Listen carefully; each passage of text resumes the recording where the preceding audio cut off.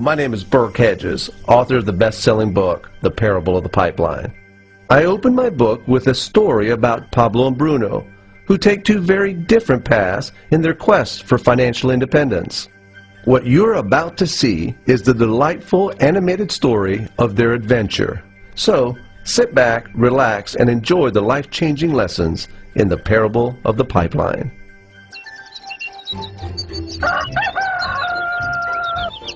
Far away, in a small village, near a beautiful valley, lived two friends, Pablo and Bruno. They were both young and dreamed of a better life for themselves. They'd often discuss their dreams about how they would become the most successful men in the village. They weren't afraid of hard work, and they searched for opportunities to help realize their goals and achieve their dreams. One day, an opportunity presented itself.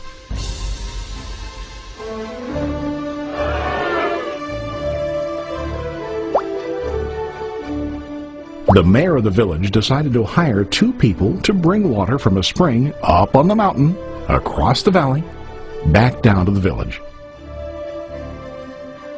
They were to be paid based on the amount of water delivered to the village. Bruno and Pablo enthusiastically got to work. Every day, from morning till evening, they carried buckets to and from the spring. They worked hard, carrying water to the village. In the evening, they'd return home with their day's wages.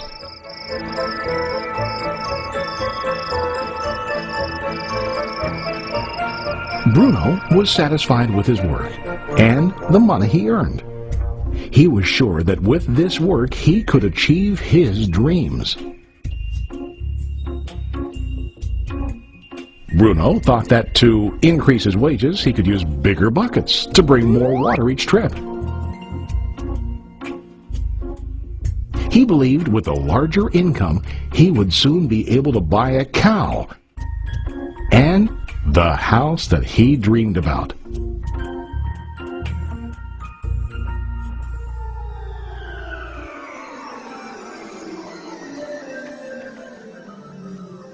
Now Pablo was not satisfied. At the end of the day, his back and hands ached, and he was exhausted. He was looking for an easier way to earn more. One day an idea occurred to Pablo. He imagined building a pipeline to deliver the water from the mountain spring to the village. With this pipeline, he could get more water to the village without carrying buckets back and forth from the spring to the village.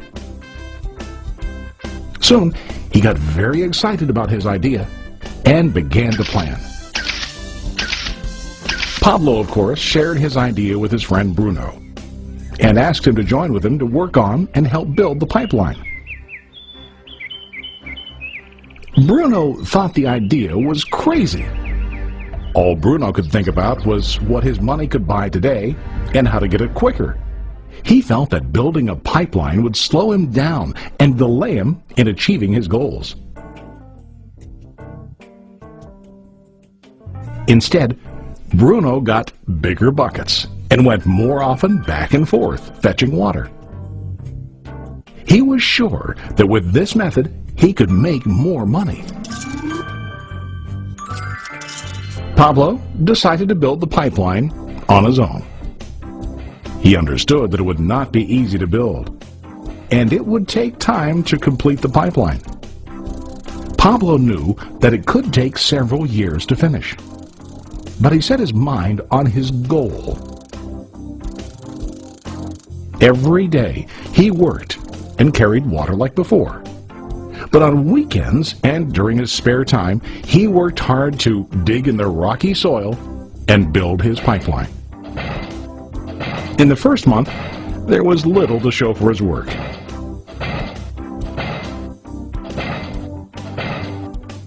Bruno and the villagers laughed and teased him. They called him Pablo the Pipeline Man. During this time, Bruno's income doubled.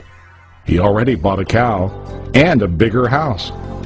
His lifestyle changed. He now spent time after work in the bar, enjoying his hard-earned wages from delivering water.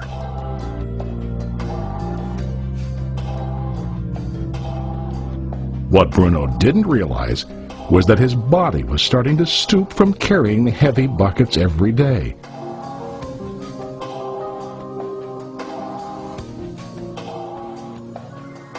His face looked worn and his body tired. Soon, he began to carry less and less water due to the wear and tear on his body.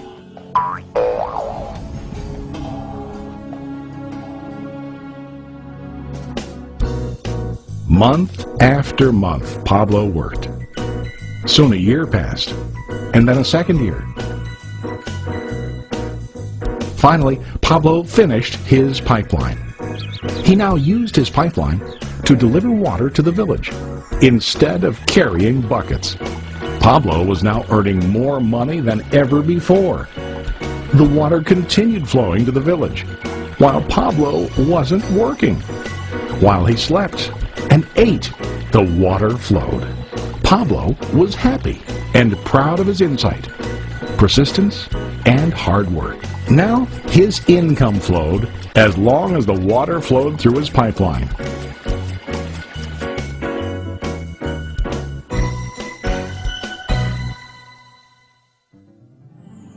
The story of Bruno and Pablo is a reflection of life.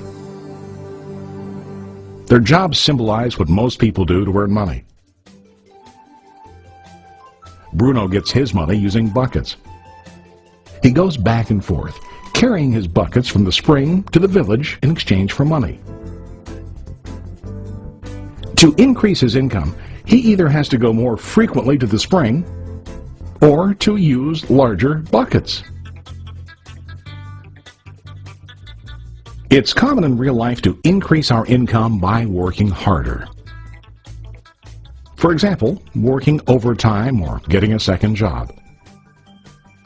We also increase the size of our buckets by accepting a higher paying position, which often includes spending more time on the job. Most of us exchange time for money like Bruno. We know that every person has only 24 hours in the day and that it's not possible to use all our time to work. The most difficult time comes when we can no longer exchange time for money due to age, health, or other reasons. Then, our income stops. Now let's review what Pablo did. Very wisely, Pablo did not exchange all of his time for a limited income, but he used some of his time to build a pipeline. He knew that the pipeline would bring ongoing income as long as the water flowed. An ongoing income that multiplied the time he worked each day. Pablo knew that someday, maybe because of age or health, he would no longer be able to exchange his available time for money. Pablo knew that if he could make his idea of a pipeline work, then he only has to do the hard work of building the pipeline. After the pipeline was completed, Pablo was able to monitor and maintain the flow of water to ensure that his income will continue. Pablo has shown us that to earn an income, we don't always have to directly exchange time for money. There really are better ways. How about you? Are you still like Bruno, who directly exchanges time for money? Or do you want to be like Pablo, building and maintaining a pipeline for ongoing income? If you are interested in the idea of building your own pipeline, contact the person who lent you this presentation. You can start building your pipeline today.